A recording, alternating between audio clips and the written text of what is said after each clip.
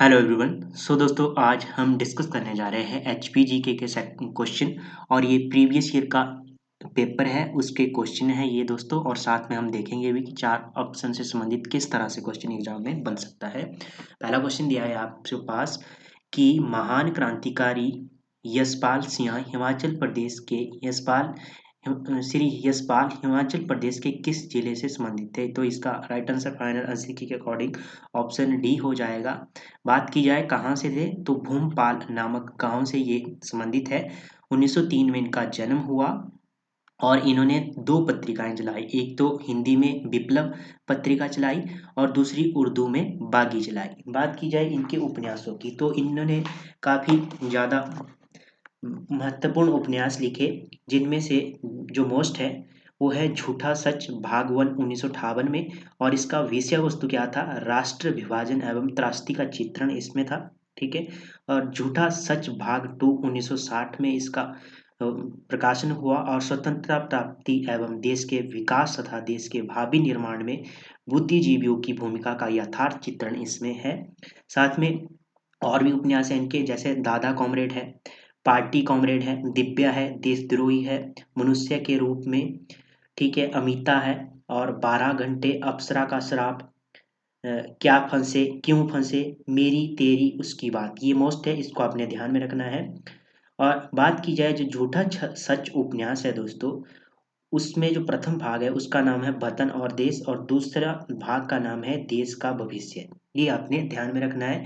और यशपाल सिंह किस तरह के उपन्यासकार है, ये प्रगतिवादी उपन्यासवादी है और उपन्यासकार है और मार्क्सवादी भी उपन्यासकार, मतलब कि इनकी विचारधारा प्रगतिवाद या मार्क्सवादी विचारधारा से संबंधित है, ये आपने ध्यान में रखना है। सिरमौर से संबंधित व्यक्ति की बात की जाए तो यहाँ से आपने फेमस व्यक्ति किंकरी देवी जी को याद रखना है। ठीक है, इनको याद रखना है, किंकरी देवी के बारे में पूछा जाता है क्वेश्चन एग्जाम में। ठीक है। और किंकरी देवी को जन्म हुआ इनका एक घटोन में है और सिरमौर के घटोन से संबंधित है ये। ठीक है। और बात की जाए इनका जन्म हुआ 1927 में और इन्हें 1999 में मानव संसाधन विकास मंत्रालय ने इन्हें झांसी की रानी लक्ष्मीबाई स्त्री शक्ति पुरस्कार से सम्मानित की। ठीक है, ये भी आपने ध्यान में रखना है। उसके बाद बात की जाए शिमला, शिमला से आपने ध्यान में रखना है भागमल सोटा। भागमल सोटा का जन्म हुआ 23 सितंबर 1899 को इनका जन्म हुआ। शिमला के जुब्बल धार गांव से ये संबंधित थे। ठीक है। बात की जाए इनका मुख्य तो इनको 1939 में धामी गोलीकांड के पहले घनट्टी के पास गिरफ्तार किया गया था, ये पहले व्यक्ति थे। ठीक है। और 1957 में ये क्षेत्रीय परिषद के लिए भी चुने गए थे। शिमला से भागवत सोटा को आपने याद रखना है। और उसके बाद अगला क्वेश्चन आपके पास, सन 1987 में परशुराम पुरस्कार का प्रथम प्राप्तकर्ता कौन था। फाइनल आंसर की के अकॉर्डिंग इसका राइट आंसर है सुमन रावत। ठीक है, ऑप्शन ए सही हो जाएगा। आगे है कलहुरी हिमाचल प्रदेश के किस जिले में बोली जाती है। तो कलहुरी की बात की जाए तो ऑप्शन ए बिलासपुर में बोली जाती है। जो हमीरपुर है इसका मुझे कमेंट बॉक्स में बताइए कि हमीरपुर में कौन सी भाषा बोली जाती है और कांगड़ा में कौन सी बोली बोली जाती है। आगे है चंबा का संस्थापक कौन था। चंबा के संस्थापक की बात की जाए या चंबा नगर के संस्थापक की बात की जाए तो ऑप्शन इसका बी सही हो जाएगा। ठीक है, चंबा के संस्थापक की बात की गई है तो इसका मेरुवर्मन सही हो जाएगा। और चंबा नगर की स्थापना किसने की, तो दोस्तों इसका राइट आंसर हो जाएगा साहिल बर्मन ने। ठीक है। और जो मेरुवर्मन है उनके समय में जो शिल्पकार थे वो गुगा माहिर था, ये आपने ध्यान में रखना है। ठीक है। मेरुवर्मन ने मंदिरों की बात की जाए तो लक्षणा देवी का मंदिर इन्होंने बनवाया और मणि महेश का मंदिर इन्होंने बनवाया और नारसिंह का मंदिर भी इन्होंने ही बनवाया। और मेरुवर्मन के समय जो राजधानी थी वो ब्रह्मपुर थी, जो वर्तमान में भरमौर है। ठीक है। उसके बाद साहिल बर्मन की बात की जाए तो इन्होंने चंबा नगर की स्थापना की। ठीक है, साहिल बर्मन चंबा शहर की स्थापना किसने की, साहिल वर्मन ने। चंबा नगर की स्थापना साहिल वर्मन ने की। ठीक है। उस समय इनकी राजधानी ब्रह्मपुर से इन्होंने चंबा लाई। ठीक है। इन्होंने मंदिर लक्ष्मी नारायण मंदिर, विष्णु मंदिर और इन्होंने ये बनवाया। ठीक है। और उसके बाद इन्होंने अपने शासनकाल में चकली मुद्रा चलाई। ठीक है, ये भी आपने ध्यान में रखना है। ठीक है, और चंबा की स्थापना 920 ईस्वी में हुई। ठीक है, ये भी आपने ध्यान में रखना है। लक्ष्मण वर्मन की बात की जाए 800 ईस्वी इनका समय है, ये आपने ध्यान में रखना है। चंपावती कौन थी? तो ये साहिल वर्मन की पुत्री थी। ठीक है, आगे है क्वेश्चन, द्योट सिद्ध मंदिर हिमाचल प्रदेश के किस जिले में स्थित है? तो द्योट सिद्ध मंदिर आपका ऑप्शन बी सही हो जाएगा इसका। ठीक है दोस्तों,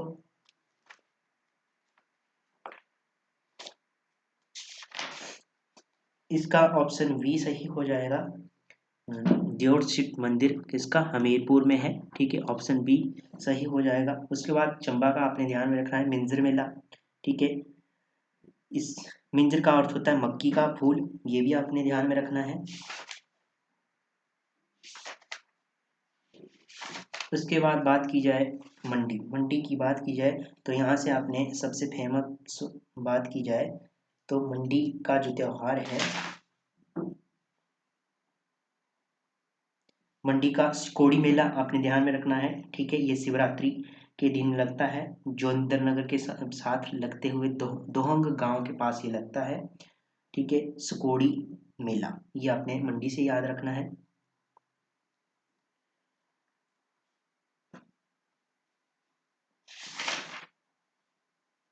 आगे है क्वेश्चन, देहरा गोपीपुर कांगड़ा से कौन पहाड़ी गांधी कहलाता है? तो इसका राइट आंसर क्या होगा? फाइनल आंसर के अकॉर्डिंग ऑप्शन बी, बाबा कांसीराम।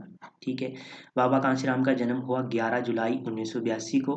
ठीक है, जवाहरलाल नेहरू ने इन्हें पहाड़ी गांधी की पदवी दी। ठीक है, सरोजिनी नायडू ने इन्हें पहाड़ा दाबोल्वो कहा, ये आपने ध्यान में रखना है। उसके बाद सिंधी गांधी किसे कहा जाता है? सिंधी गांधी कृष्ण चंद्र स्वामी को कहा जाता है, ये भी आपने ध्यान में रखना है। और पहाड़ी फ्रंटियर गांधी किसे कहा जाता है? ये आपका जो आपका पेपर हुआ था उसमें पूछा गया था एक बीएड के में, तो भज्जूमल है। ठीक है, ये आपने ध्यान में रखना है। आगे है डोडरा क्वार क्षेत्र हिमाचल प्रदेश के किस जिले में आता है? तो डोडरा क्वार की बात की जाए तो डोडरा क्वार ये क्षेत्र आपका ऑप्शन इसका राइट हो जाएगा, आपका ऑप्शन ए शिमला में। ठीक है, डोडरा क्वार की बात की जाए तो यहाँ बाडरोसन मतलब बाडरोसन झील है। यह झील डोडरा क्वार और सांगला के मध्य स्थित है, ये भी आपने ध्यान में रखना है यहाँ से। आगे है ज्वालामुखी मंदिर में पवित्र ज्वाला पर स्वर्ण छत्र किसने चढ़ाया? तो इसका राइट आंसर क्या बन जाएगा आपका? इसका राइट आंसर हो जाएगा ऑप्शन ए, ए सही हो जाएगा, अकबर ने स्वर्ण छत्र चढ़ाया। ठीक है, उसके बाद है Indian paintings from Punjab hills पुस्तक किसने लिखी? तो ये दोस्तों किसने लिखी? इसका राइट आंसर हो जाएगा WG आर्चर ने ये पुस्तक लिखी। और BN दत्तार की पुस्तक है हिमालय पिलग्रिमेज, और एंड्रू विल्सन की है ओवर्ड ऑफ गॉड, जेसी फ्रैंक की है हिमालयन आर्ट, ये आपने ध्यान में रखना है। इब्रा जलविद्युत परियोजना की बात की जाए तो हिमाचल प्रदेश के किस डिस्ट्रिक्ट में है? 130 को क्वेश्चन ऑप्शन डी हो जाएगा, चंबा में स्थित है ये दोस्तों, चंबा के भरमौर में स्थित है। ठीक है, बात की जाए निजी क्षेत्र की ये परियोजना है और भरमौर में स्थित है, चंबा के भरमौर में स्थित है, रावी नदी के ऊपर बनी है, 260 मेगावाट इसकी कैपेसिटी है जल विद्युत की। ठीक है, उसके बाद है लाहौल स्पीति, लाहौल स्पीति की बात की जाए तो इसमें है रोंगटोंग, ये आपने ध्यान में रखना है। ये 2 मेगावाट की है, थिरोट है। ठीक है, 4.5 मेगावाट की है। और चिनाब चिनाब नदी के ऊपर है छात्रू, ये 108 मेगावाट की है। बिलासपुर की बात की जाए कोल डैम है और केंद्र सरकार के द्वारा जो इसकी एजेंसी है, और सतलुज नदी के ऊपर बना है, 800 मेगावाट की इसकी कैपेसिटी है। किन्नौर की बात की जाए तो जांगी थोपन आपने ध्यान में रखना, सतलुज नदी के ऊपर बनी है, 960 मेगावाट की है। कड़छम जल विद्युत परियोजना की बात की जाए सतलुज नदी के ऊपर बनी है, 1000 मेगावाट की है। चंबा में चमेरा 1 है, केंद्र सरकार के द्वारा बनाई गई है और रावी नदी के ऊपर बनी है, 540 मेगावाट की ये परियोजना है। चमेरा सेकंड की बात की जाए, केंद्र सरकार के द्वारा बनी है, रावी नदी के ऊपर बनी हुई है और 300 मेगावाट की इसकी कैपेसिटी है। कालका शिमला रेलवे ट्रैक पर सबसे लंबी सुरंग कौन सी है?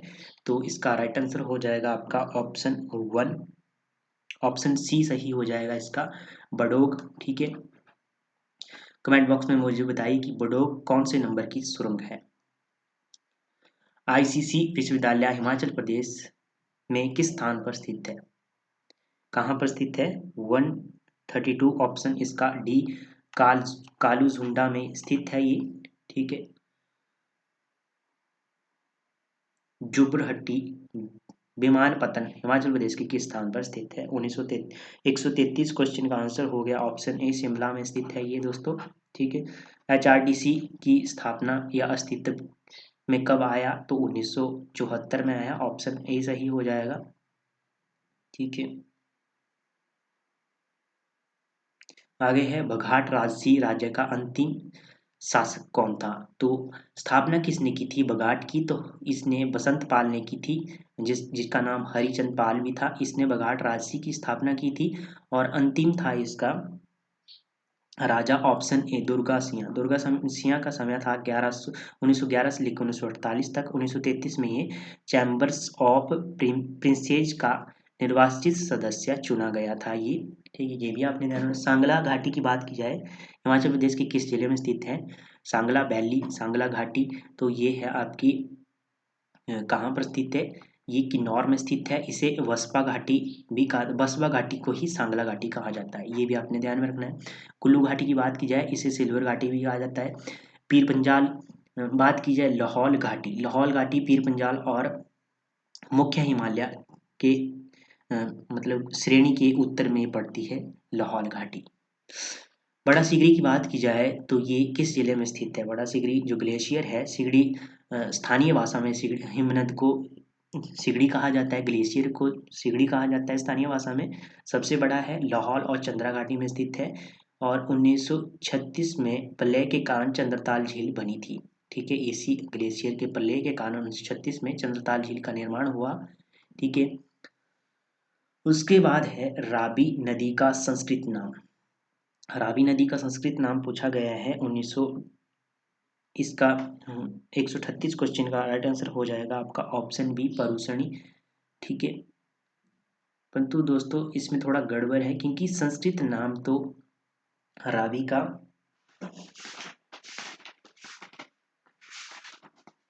संस्कृत नाम की बात की जाए रावी की, तो इसका संस्कृत नाम इरावती है। और इसमें देखो पुरुषनी दिया है, जबकि पुरुषनी वैदिक नाम है।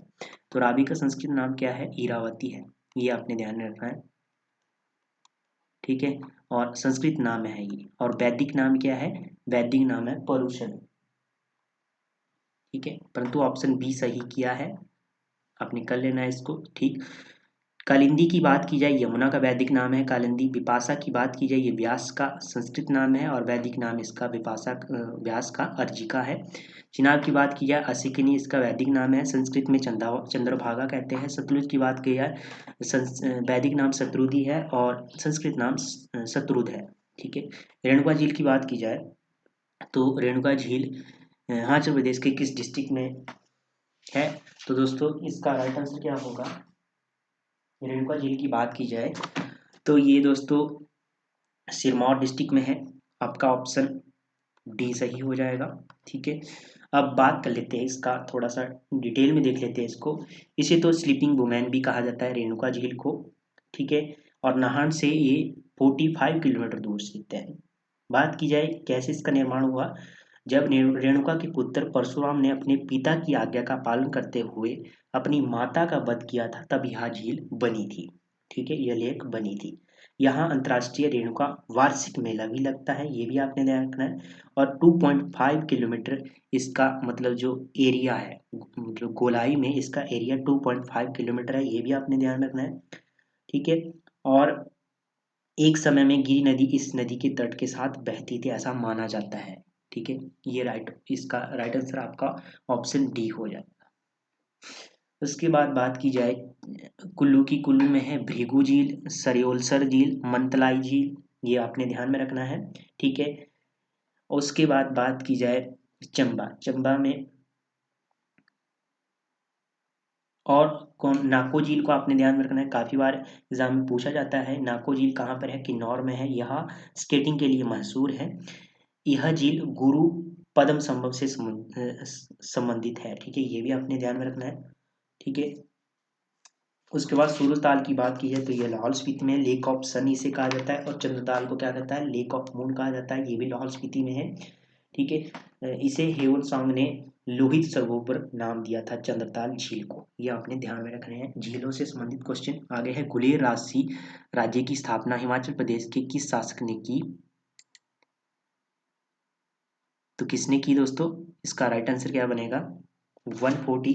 क्वेश्चन का ऑप्शन आंसर ए सही हो जाएगा, हरिचंद ने की। वास्तविक नाम की बात की जाए, गुलेर रियासत का वास्तविक नाम क्या था, ग्वालियर था। ठीक है,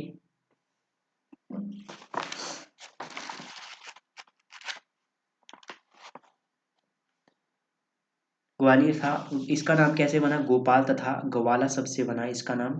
ठीक है, जो हरिचंद थे, हरिचंद को ग्वाले ने एक स्थान बताया था जहां बकरी और बाघ एक साथ पानी पीते देखे गए, तब इसका नाम पड़ा था। ठीक है दोस्तों, तो ये था आज की क्वेश्चन कुछ। मिलते हैं नेक्स्ट प्रश्न पेपर के साथ, तब तक के लिए जय हिंद जय भारत।